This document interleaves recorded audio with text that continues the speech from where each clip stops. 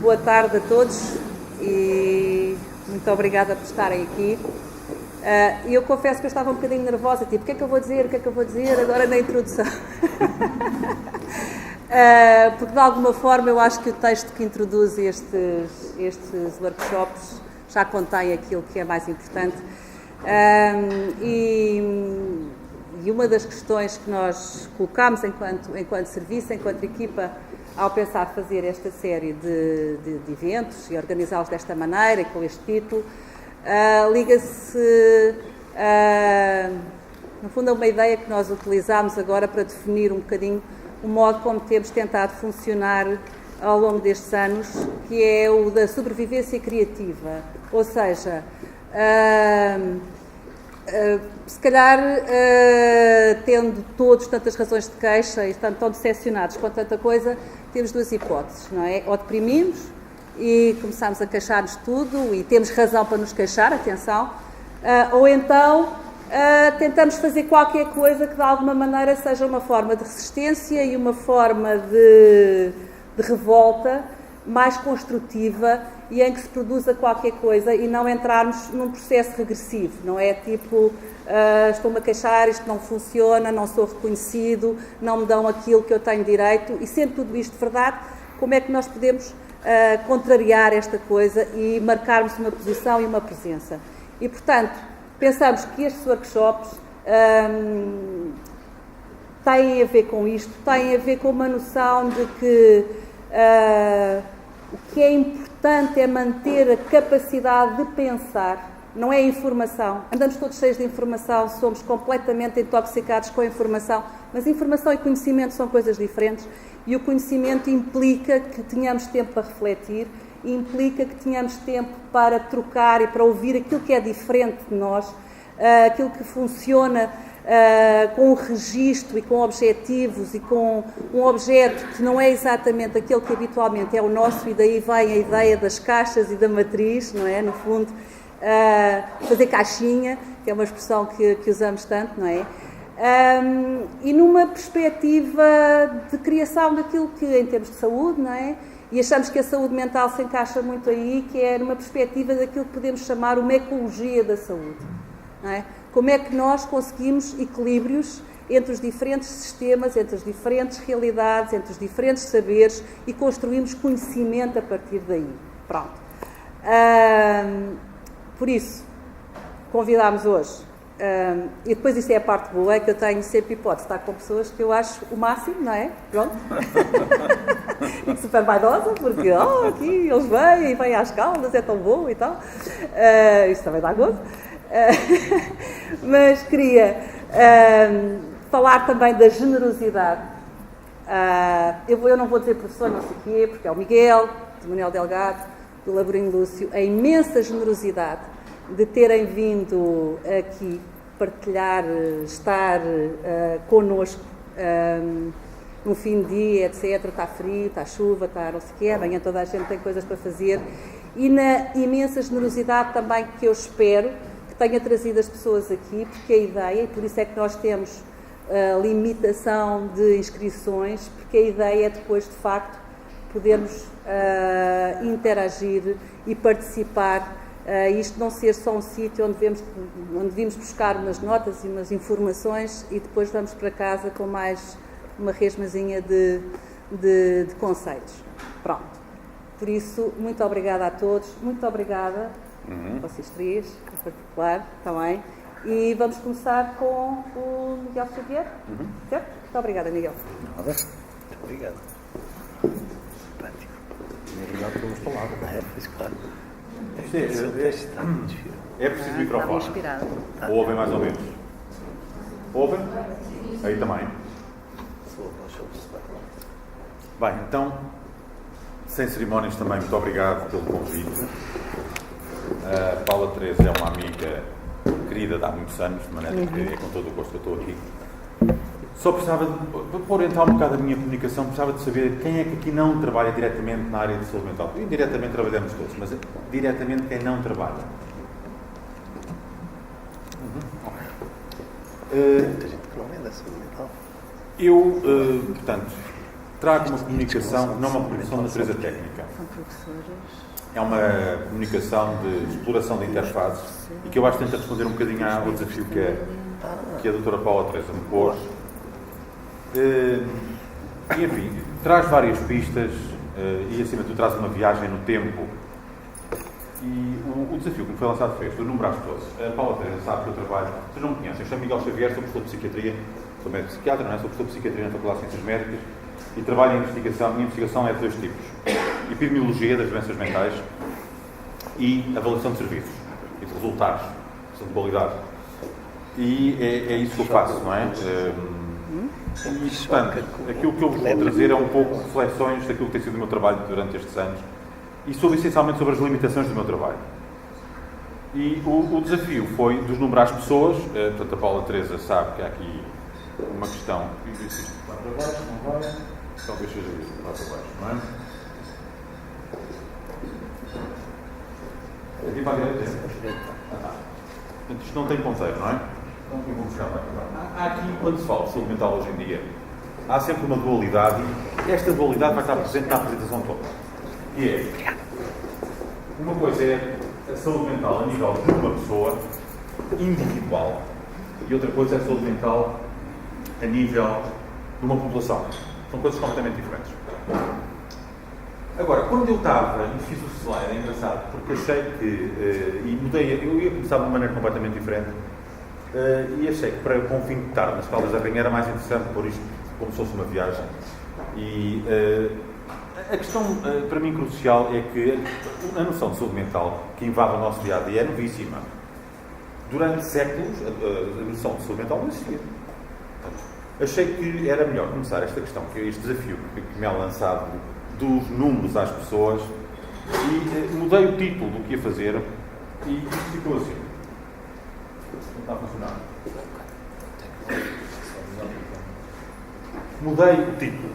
E o título daquilo que eu vos vou apresentar é isto: dos doentes aos números e dos números às pessoas. Se isto não for assim, o impacto não é o mesmo e aquilo que eu quero ser não é o mesmo. Portanto, eu vou começar por aqui, para chegar ao fim, cronologicamente, o conceito de saúde mental. Isto é um conceito recentíssimo. Portanto, o plano da apresentação que eu vos vou dar, e tenho mais ou menos 30 minutos, 40, não é? Será isto. Eu vou começar dos doentes aos números, depois vou falar pouco de números, para não vos aborrecer, e finalmente dos números às pessoas. Ok? É isto. E eu começo com a noção de doença mental. A doença mental, só nos últimos anos, é que tem como drive orientador a ciência. Durante séculos, saúde mental, doença mental e ciência não tiveram nada a ver uma coisa com a outra. Os drives pelo qual a doença mental e a maneira como a sociedade responde à doença mental se foi organizando depende destas três coisas. Como é que evoluíram as ideias do ponto de vista sociológico, político e como é que evoluíram os sistemas judiciais. Nada disto tem a ver com ciência, diretamente. Isto que vocês veem aqui é o tratamento medieval da loucura, não é? O Trevor. Isto não tem nada de científico. A demonstração de que estes são os vetores cruciais na forma como a sociedade se organiza para responder à doença mental. Vocês sabem que durante a Idade Média as pessoas basicamente eram afastadas dos grandes centros e andavam a mendigar. Da direita ou da esquerda?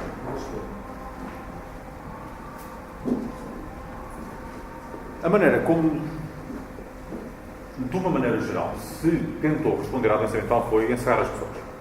Isto aqui é o rei Luís XIV, no século XVII, criou uma lei, que é uma lei interessantíssima, do ponto de vista sociológico, político e judicial, não científico, que é chamada Lei da Grande Reclusão, e que basicamente consiste num édito real, para ser posto em prática em França, consistia em apanhar tudo aquilo que fosse indigente mental e pô-lo dentro daquele edifício que está ali, construído de propósito para tal, chamado Salpêtrière. E pedia Salpêtrière. Ou seja, no século XVII começaram-se a fechar as pessoas declaradamente. O momento seguinte, importante na história da doença, é este. Mais uma vez, não foi a ciência que esteve aqui, não foi a epidemiologia, não foi nada. Foi uma questão de natureza política, que tem a ver, como vocês sabem, com a Revolução Francesa, neste caso, e com um movimento de natureza libertária, sociológico libertário. Isto evoluiu 100 anos depois para isto. Aquilo que se chama o tratamento moral, muito influenciado pela maneira de pensar protestante no norte da Europa, não é?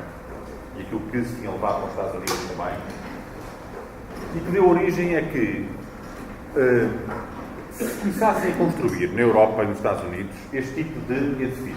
Este edifício que está aqui foi um edifício em que a doutora Paula Teresa e eu tivemos há uns anos. Mas não foi internado. Não foi internado. Passámos os dois aqui 15 dias neste hospital, que se chama Freer, está fechado neste momento.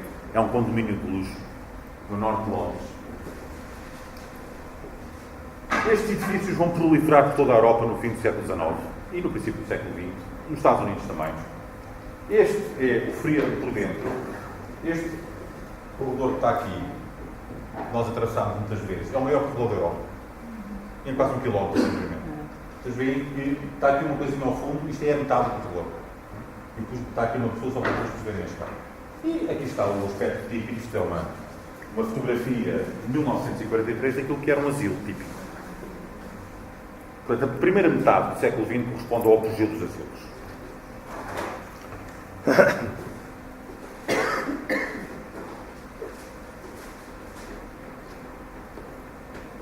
Na transição dos anos 50, depois da Segunda Guerra Mundial, algo muda.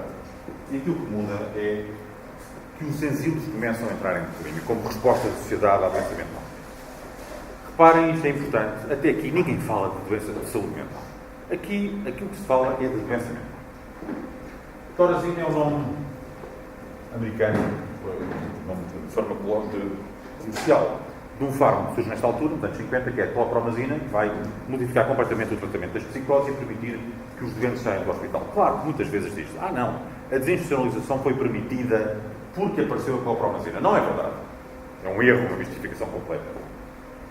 Há, simultaneamente ao aparecimento da clopromazina, um movimento brutal que corre todo o mundo ocidental de valorização dos direitos humanos. E são muitas das pessoas que estão na luta dos direitos humanos que estão envolvidos também na pressão política para a desinstitucionalização. Isto passa-se fundamentalmente em Inglaterra e nos Estados Unidos. Começa, por altura dos anos 60, aquilo que eu chamo o declínio dos asilos. Em 1963, que é a altura o ano em que eu nasço, foi há imenso tempo, o Kennedy, John Kennedy, o ano em que ele morre, não é? O próprio ano em que ele morre, lança uma lei completamente revolucionária nos Estados Unidos, de substituição tentada das grandes instituições americanas de saúde mental por centros de saúde na comunidade. 1963. Começa aqui o declínio dos asilos. Foi 63. Nos anos 70, dá-se um passo em frente. Reparem que até aqui, de ciência ainda não me ouviram falar. Estamos a falar unicamente de política, sociologia e de um pouco aquilo que são os sistemas judiciais, que também têm uma parte importante da forma como as sociedades lidam com a doença mental, que é encarcerando as pessoas por vezes, não é?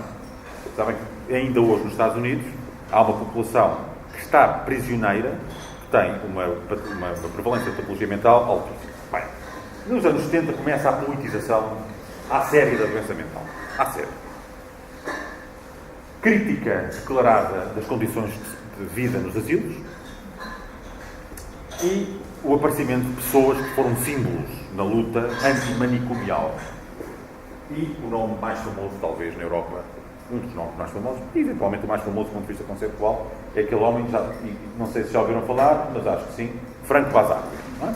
Franco Basaglia dá origem a uma lei, politicamente, muito ligados à chamada psiquiatria democrática, não é? Psiquiatria democrática, e dá origem a uma lei muito famosa, que ainda hoje é um marco, sempre que se fala dos direitos humanos da saúde mental, que é a lei que proíbe em Itália, no fim dos anos 70, a entrada de novos doentes nos hospitais psiquiátricos. Okay? Estamos em pleno declínio dos hospitais psiquiátricos, apesar de a maior parte dos doentes nesta altura, mas a grande maioria, continuar a ser tratada nos hospitais psiquiátricos. Mas, do ponto de vista político, algo está em mudança.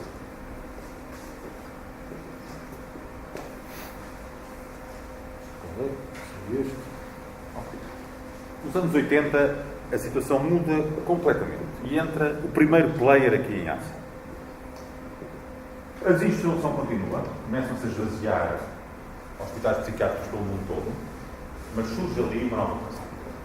E a nova coisa é a emergência abrupta da ciência básica dentro daquilo que é psiquiatria. Década do cérebro. Calculo que tenham ouvido falar disso, a década do cérebro depois é denominada a década dos anos 90, não é? Mas começa a acumular-se, vinda da ciência básica, uma quantidade brutal de informação em relação àquilo que são os mecanismos etiopatogénicos das doenças mentais. Portanto, há aqui um player novo, que é o player científico, que se começa a pôr aqui. Claro que dir-me-ão desse lado, e com razão. Desculpe, mas esse player científico, uma parte importante dele é sustentada não pelo trabalho universitário, mas pelo trabalho, por exemplo, que é feito básico a nível das grandes multinacionais farmacêuticas. Sim, mas isso é uma coisa que depois podemos falar na discussão, não é, Bárbara? É outro assunto. De qualquer maneira, neste momento temos um novo player aqui e temos uma reorientação que ocorre nos anos 80 no sentido de uma remedicalização da doença mental. Os anos 80 marcam a entrada simultânea de um segundo player crucial aqui. E estes são os dois players que ainda hoje se mantêm em ebulição. E este player é a Organização Mundial de Saúde. Okay? E a noção que começa a ser uma noção partilhada por toda a gente do saúde para toda a gente. Saúde para toda a gente. Ou seja, a perspectiva de saúde pública começa a invadir a maneira de pensar a saúde mental. Que até aqui era sempre pensada de uma forma ou de proteção da sociedade e de exclusão, ou numa perspectiva apenas de demonstração da sintomatologia, exploração dos síndromes, etc., normalmente associados a nomes franceses. Aqui não, aqui a perspectiva é completamente diferente. Aqui a saúde pública irrompe com a força toda da Organização Mundial de Saúde. Estamos na transição dos anos 80 para os anos 90. Aquilo às vezes funciona, às vezes não. Hoje está difícil. Estes são dois marcos já resultantes disto, que são este, principalmente, o mais importante de todos, o World Health Report de 2001, foi um marco absoluto na mudança política, em termos mundiais, das políticas da Organização de Serviços de Saúde Mental. Este já é um documento mais moderno da Declaração de Helsínquia e surge uma maneira diferente de avaliar os fenómenos da doença mental. Surge então aqui, nos fins dos anos 80, até agora, uma coisa que se chama epidemiologia psiquiátrica, que até aí estava completamente na penumbra. A epidemiologia, até os anos 90, estava baseada fundamentalmente em duas áreas. A área da microbiologia e a área das doenças cardiovasculares. E há um ponto de síntese importantíssimo e de viragem, que é a produção deste documento da carga das doenças, que permite, através de métodos sofisticados de análise económica também, a comparação entre patologias de diversas áreas e permite ver em que ponto é que as doenças, de maneira que as doenças psiquiátricas e neuropsiquiátricas contribuem para esta carga global das doenças. Passámos de uma perspectiva que era puramente sociológica para uma perspectiva científica de uma pessoa para uma perspectiva de saúde pública que começa a abarcar populações. E o pensamento e as ferramentas científicas que vêm de estudo são de natureza populacional e epidemiológica. Não é? Aqui começa o advento da epidemiologia psiquiátrica, basicamente. Ok. Este é o trajeto. Neste momento temos 20 anos bons, mais ou menos bons, do ponto de vista bons, do ponto de vista técnico, de epidemiologia psiquiátrica. Eu não vos vou massacrar aqui com a epidemiologia psiquiátrica, longe disso. Nem ligam para o slide, é só para verem os números. Aqui é a segunda parte da comunicação. E eu vou-vos só trazer alguns dados, que depois poderão ser interessantes para se pensar um pouco nisto. Primeiro, daquele livro da carga global das doenças, aquilo que vocês podem ver aqui é que as doenças neuropsiquiátricas estavam completamente nos últimos lugares do ranking, têm uma carga global que é a maior. Superior aos traumatismos e superior às doenças cardiovasculares. Inclusivamente superior à grande epidemia, não é? Do HIV-Sida. Hoje não estou conforme com isto. Portanto, aqui. Dentro destas doenças neuropsiquiátricas, percebe-se também aqui o peso brutal que a depressão tem. Principalmente a depressão não determinada ou não especialmente determinada da forma biológica, ou seja, que os fatores determinantes de risco psicossocial estão presentes. Isto é uma coisa, neste momento, perfeitamente clara em termos epidemiológicos.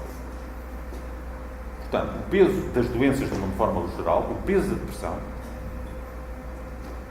o suicídio, que o que vocês têm aqui são dados de suicídio por áreas. Vocês veem que estão aqui países do Médio Oriente, países da América Latina lá para o fundo, Estados Unidos aqui, e estas são as taxas de prevalência, e aqui estão os países da Europa, como é habitual, não é? Cá está a Hungria, cá está para aí, está aqui, sempre com taxas altíssimas, e a Grécia aqui. Normalmente os países do sul da Europa, como vocês sabem, por motivos que muitas vezes se atribuem a redes de suporte sociais mais fortes ou o impacto da religião com taxas de suicídio mais baixas. A epidemiologia psiquiátrica foi dando informação sobre estas áreas todas. Há um estudo que começa aproximadamente em 2002 que tenta comparar a epidemiologia psiquiátrica em várias áreas do mundo. E em Portugal participou. Eu fui a pessoa que montou isto no terreno. Não fui a pessoa que arranjou o dinheiro, foi o meu diretor, que foi o Carlos Almeida. Teve de arranjar €1 milhão para nós entrarmos nisto, conseguiu. E eu tive de fazer isto no terreno. Isto é um estudo que tenta ver qual é a prevalência das doenças mentais no nosso país. E quando nós fomos comparar com os outros países, percebemos logo que estávamos num brilhantíssimo segundo lugar. Pior que nós, estavam os Estados Unidos. Neste momento já estamos em terceiro, o que não é mau, porque, entretanto, a Irlanda do Norte acabou o estudo. E, de facto, o país com mais fatores psicossociais na Europa do que a Irlanda do Norte eu não conheço. Mas, não, Espanha tem vindo para segundo lugar e nós ocupamos um honroso terceiro lugar. Mas, reparem a comparação entre a prevalência das doenças psiquiátricas em Portugal versus países que são, enfim, do sul da Europa, a Espanha aqui, a A Itália aqui. E aqui está, como sempre, o país. Toda a gente quer nos estudos epidemiológicos. Não há estudo epidemiológico internacional que se faça que não chovam convites para a Nigéria. A Nigéria é o país mais estranho da epidemiologia psiquiátrica a nível mundial. Porquê?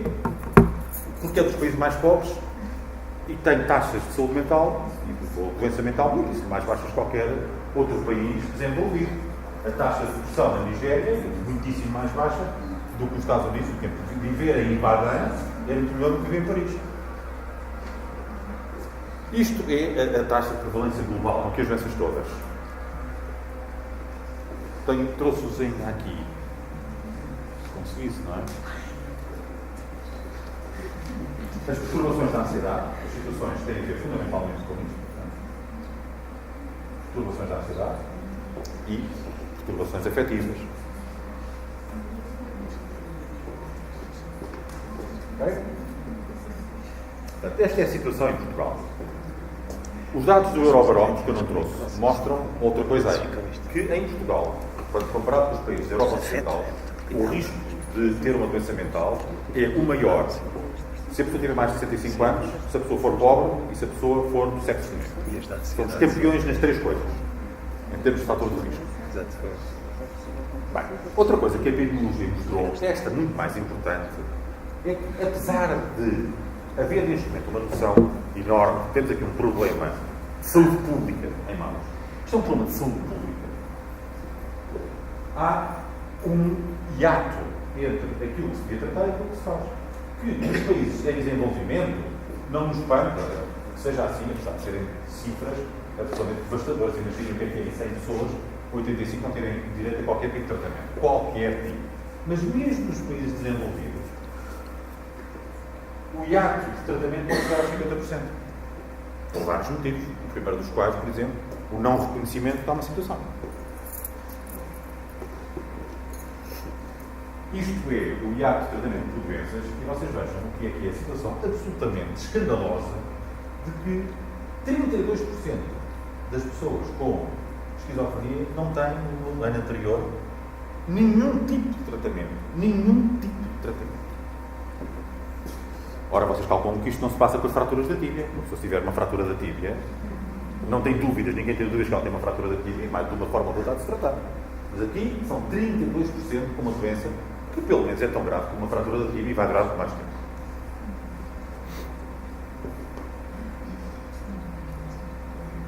Ora bem, começam a aparecer aqui dados que nos mostram o que é que está aqui em causa de facto.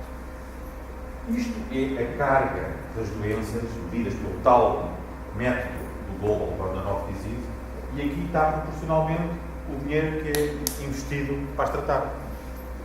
E vocês veem que mesmo nos países com alto índice de desenvolvimento, em que as doenças mentais estão lá por cima, o budget que se põe de tratamento é invariavelmente muito baixo. Muito baixo.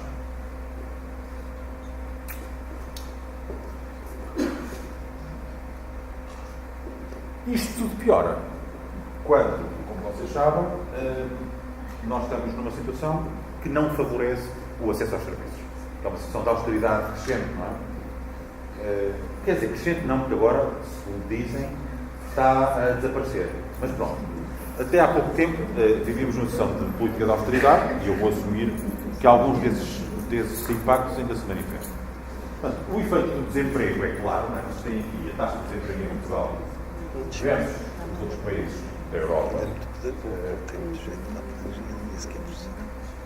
Tem aqui algo que eu não vou pedir que não vejam isto com muita atenção. Isto é, um índice de felicidade, aqui sim de saúde mental, não é de doença mental. Um índice de felicidade, e aquilo que se verifica é que na Europa Ocidental o decréscimo é dos maiores do mundo. Posso-vos dizer que neste estudo, que é um estudo recente, Portugal ficou num brilhantíssimo 85º lugar, a seguir às Honduras. Ora, eu já estive a trabalhar na Nicarágua, e eu não sei se vocês conhecem, nem vos passa pela cabeça o que é a América Central. No entanto, nós conseguimos ficar, em termos de saúde mental, com estes indicadores, claro, foram escolhidos para aqui, mas que são uma lista de indicadores impressionante, conseguimos ficar atrás das Honduras. Portanto, isto aqui é impacto na saúde mental já. E enfim, aquilo que a epidemiologia nos ajuda, isto continuamos nos números, isto é um inquérito psiquiátrico inglês, talvez o mais bem construído do mundo, que mostra de uma forma clara que, à medida que nós vamos tendo com menos dinheiro, a probabilidade de termos uma depressão aumenta. Não há nada a fazer. Isto é um dado que se repete em todo o mundo e poderá ter, eventualmente, alguma associação com a questão da desigualdade, da percepção de desigualdade. A desigualdade também há na Nigéria, mas a percepção de desigualdade é completamente diferente. Portugal está aqui, ocupa aqui um brilhantíssimo terceiro lugar em termos de desigualdade, perto, engraçado, dos países anglo-saxónicos, não é? Onde, de facto, como sabem, os índices de desigualdade percebida são muito grandes. Aqui estão os países que normalmente nós associamos a sociedades onde o modelo de distribuição de riqueza é mais eficaz, que são as sociedades nórdicas. E aqui está talvez o trabalho mais importante que foi feito nos últimos anos, que associa todas estas dimensões, obesidade, confiança, nascimentos na adolescência, prisão, homicídio, saúde mental, todas as coisas que correm mal, drogas, álcool, etc., com o nível de desigualdade. O que vocês veem é que estão aqui os tais países mais igualitários, não é? A Dinamarca, é sempre a mesma coisa, a Noruega, a Finlândia, e ali, Portugal aqui, apenas ultrapassado pelos Estados Unidos. Ou seja, a associação entre a desigualdade e a percepção da desigualdade e o aparecimento e a ocorrência na sociedade de todas estas coisas, de uma forma muito clara, com uma linha de população perfeitamente clara, não é? E Portugal, enfim, não tem muito que se orgulhar. Ora bem, isto tem dado origem a problemas de impacto muito graves. Isto é o impacto na Grécia, eu já mostrei isto noutras coisas, não vou perder muito tempo noutras comunicações, mas basicamente aquilo que aconteceu na Grécia ao fim de 2 anos foi isto. Portanto, admissões nos hospitais públicos a aumentar, diminuição nos hospitais privados, mas acima de tudo o mais interessante. Este é o dado mais interessante, que é as pessoas deixaram de se poder tratar em sítios com paredes e começaram a ser tratadas por equipes de rua. Deixaram de ter dinheiro para ir aos sítios. E, pela primeira vez, uma subida da taxa de suicídio, que em 2011 já ia nos 40%. Portanto, impacto direto daquilo que está a acontecer. Taxa de suicídio não é só na Grécia. A demonstração foi feita em Inglaterra e depois nos países ocidentais todos. São trabalhos muito complexos de ler, porque mostram de facto que, à medida que vai aumentando a questão da austeridade, etc., há um diferencial só a explicar com essa variável, que é grande. Embora este assunto seja um assunto discutido, muito discutido. E passava para a terceira parte.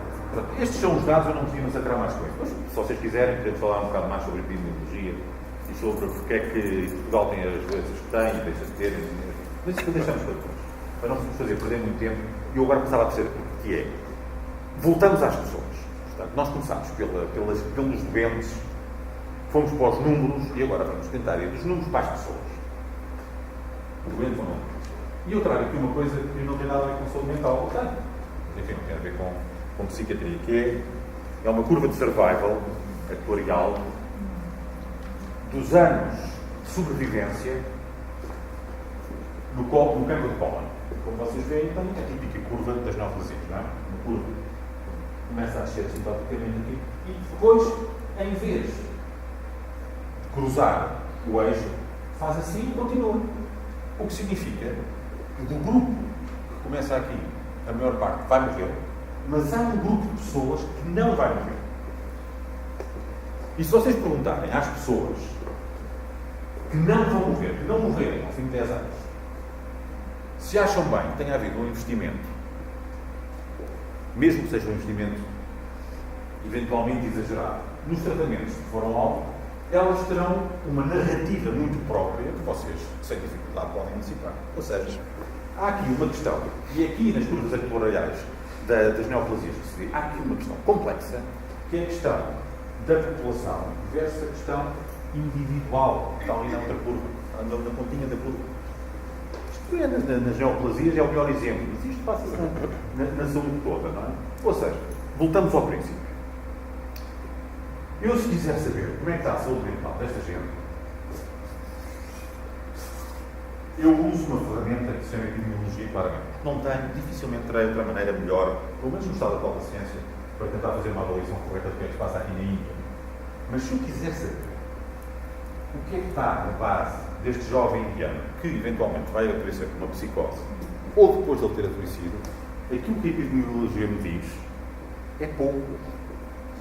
Quando a epidemiologia me diz 30% das pessoas vão ter boa evolução, 30 mais ou menos e 30 pior, eu não sei se aquele rapaz vai ter isso. A questão é que este rapaz, para nós explicarmos aquilo que se vai passar com ele, precisamos de uma coisa que se chama narrativa. Uma palavra, neste momento, com uma carga, uma conotação terrível, as narrativas, não é? Cada qual tem a sua narrativa.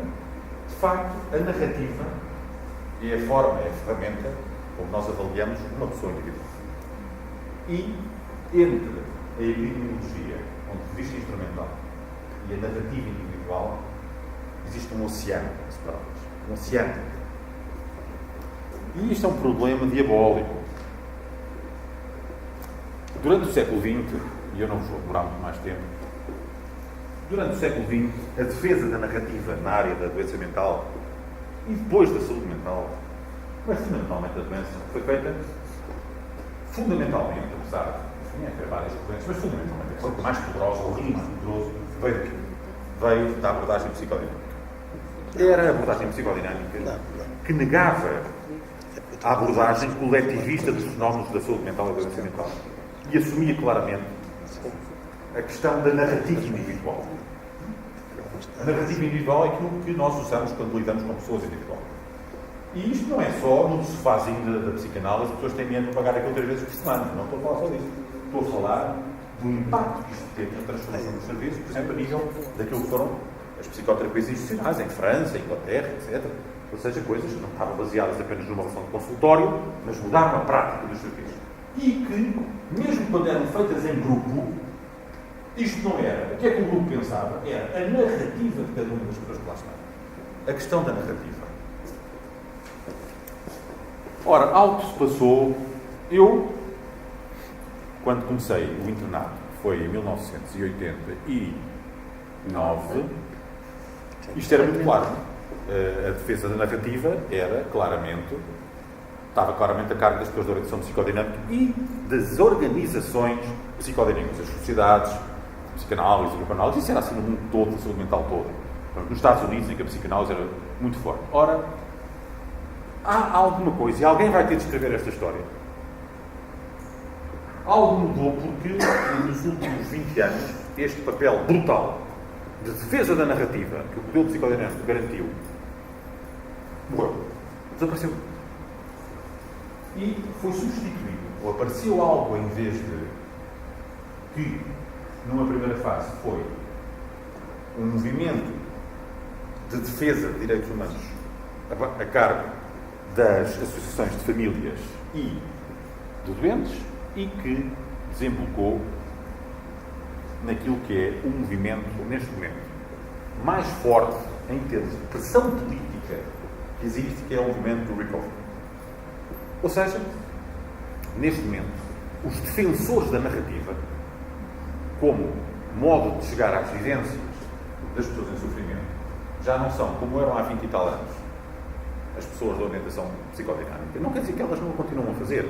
Não têm qualquer expressão pública em termos de impacto na transformação das políticas e na relação dos serviços.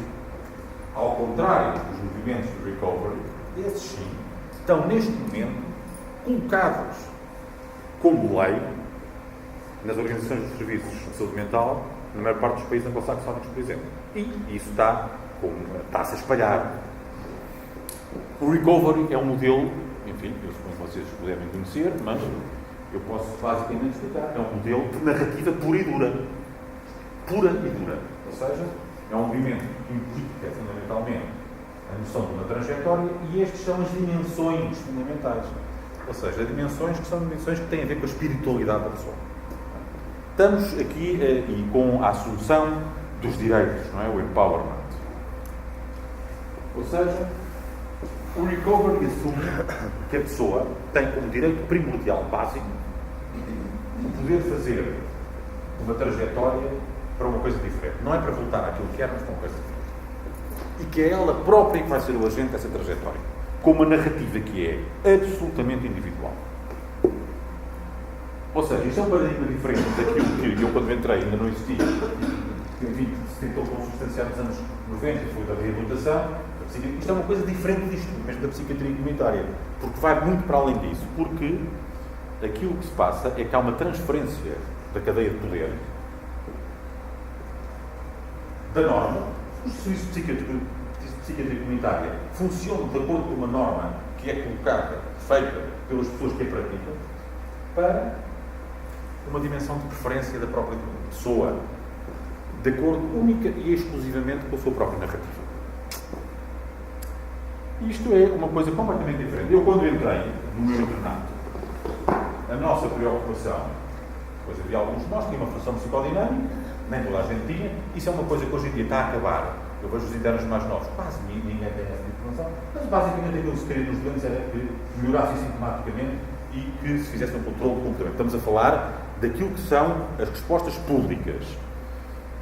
No fim dos anos, nos anos 90, isto evoluiu muito rapidamente para conceitos muito mais modernos, conceito de disability, funcionamento social, qualidade de vida, sobrecarga da família, etc.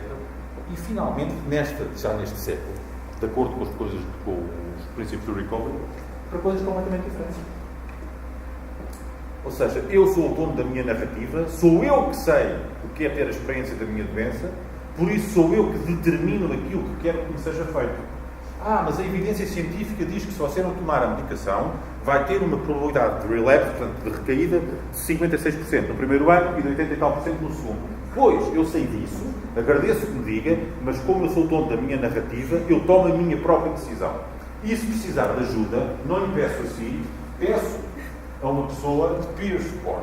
Peer support são, neste momento, modelos de atividade interessantíssimos que estão a ser praticados fundamentalmente em Inglaterra, na Nova Zelândia, na Austrália, etc., em que existem nos serviços de saúde mental bolsas de doentes estabilizados, não é? A quem os doentes que estão a ser tratados vão pedir ajuda para, numa relação com o terapeuta, com o peer support, com a enfermeira, etc., poderem decidir qual é que é a melhor projeto terapêutico de acordo com a própria narrativa da pessoa. Isto é um mundo, meus senhores e minhas senhoras.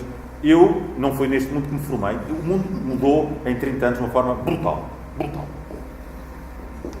Ora bem, o que é que tem de mudar nos serviços? E é isto. Provavelmente aquilo que tem de mudar nos serviços é, mais uma vez, a questão que não se resolve pela epidemiologia, que é a questão da relação, não é? E isto não é uma mudança simples, e isto é uma mudança que tem dado aso, nos últimos anos, a discussões intermináveis. Este modelo, a questão do livre-arbítrio e a questão da capacidade de decisão contra aquilo que é a evidência clínica é uma questão, como calculam, muito controversa, não é? Relações não hierarquizadas. À partida, eu não faço problemas terapêuticos sem ter uma comissão que vai dizer os prós e os contras das coisas, não é? Decisões partilhadas em relação àquilo que vai ser o projeto terapêutico, e cá está. O recurso sistemático a peer support e peer providers. Ou seja, os doentes passam a ser, eles próprios, agentes terapêuticos de acordo com as narrativas individuais. Okay? Este é, neste momento, o ponto da situação em 2014 nos países ocidentais. O desafio, este é o meu último slide, é como é que continua mesmo. O desafio do número e das pessoas e das narrativas e da ideologia continua sempre. Como é que nós vamos conciliar tudo isto? As ferramentas, aquilo que nós pensamos, os direitos das pessoas e o framework, o contexto em que todos nós estamos envolvidos e que não nos permite que nós possamos fazer tudo aquilo que pensamos que podemos fazer. Este é o grande desafio e acho que, enfim, ficam aqui algumas pistas para nós podermos falar de acordo com aquilo que vocês quiserem também depois. E pronto, era isto que eu vos trazia. Obrigado. Era isto.